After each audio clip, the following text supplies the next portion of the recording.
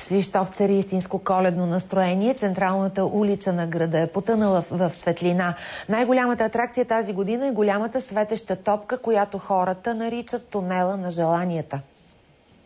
Хората от Крайдунавския град изглежда вярват в чудеса, защото всеки ден жители и гости минават през светещия тунел.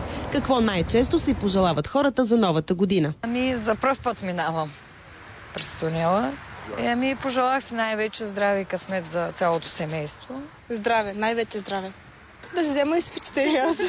Това е най-важно сега в момента. Да строим повече в училище.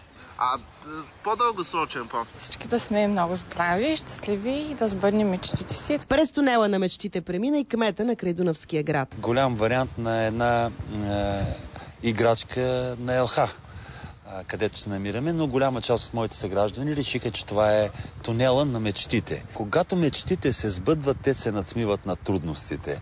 Всяка година коледната украса на Крайдунавския град става все по-красива. Дърветата, сградите и уличните стълбове са обсипани с хиляди цветни гирлянди и лампички. От общината обещава до година да има коледна украса и в крайните квартали.